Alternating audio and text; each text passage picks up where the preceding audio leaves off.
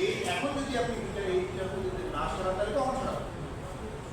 এটা তো আমারও প্রশ্ন, আপনারা এই আমারই প্রশ্ন এটা।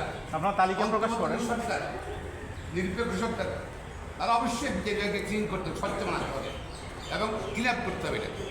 যারা অবিচার আপনার রাজনৈতিক বিচার করে, যারা রাজনীতির বায়াস থাকে ছিল অতীতে গত 16 বছর, তাদের বিজেপিতে থাকার অধিকার আছে বলে আপনার তালিকা বলছেন যে এরা প্রশ্ন নিয়ে রায় দেয়, রায় প্রশ্ন করে। এটা আপনি বলছেন, আপনি সবাই জানেন যারা এরকম ফেভার করে রাজনীতি, যারা সিন্ডিকেট সম্পর্ক ছিল, যারা দুর্নীতি করতো, সবাই জানেন। সরকারের বেশ জানার কথা, সরকারের দৃষ্টি সেই তথ্য আছে, সেই জন্য ব্যবস্থা। এগুলো নাম বললেন, আমি নাম বলতে চাচ্ছি না, নাম সরকার থেকে দেখতে, নাম সরকার থেকে ব্যবস্থা সরকার থেকে নাম বলতে চান না কেন? সুবিধা কি আপনি নিতে চান?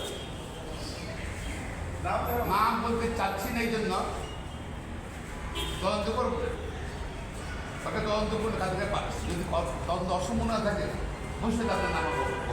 আরেকটা কতজন আছে? আপনার ধারণা কতজন আছে?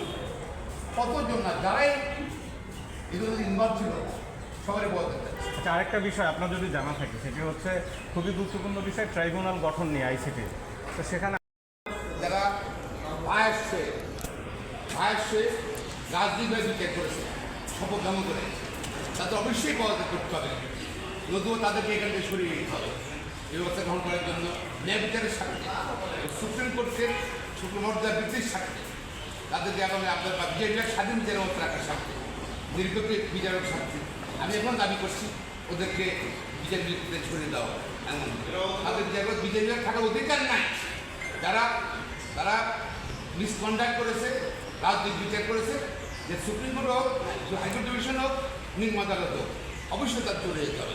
হাইকোর্টের অনেক বিচারপতি তাদের বদনাম হচ্ছে, তারা ঘুষখায় এবং এরকম নাম আপনিও জানেন, এই শফিউল ইসলামের নাম সবাই জানেন। কেউ ছিল চিফ প্রসিকিউটরের দেওয়া বক্তব্য অনুযায়ী, কিন্তু এখনও হচ্ছে না। মানে বাধাটা কোথায় আছে? আমরা যতটুকু শুনছি যে অনেকে যেতে চাচ্ছেন না বিচারপতিদের। আপনার কাছে কোনো তথ্য আছে কিনা, বা আপনারা কোনো বাধা দেখেন কিনা? কোনো তথ্য আমার কাছে নেই। কোনো বাধা মনে করেন? যেতে চাচ্ছেন না কোনো বিচারপতি আমার জানা নেই।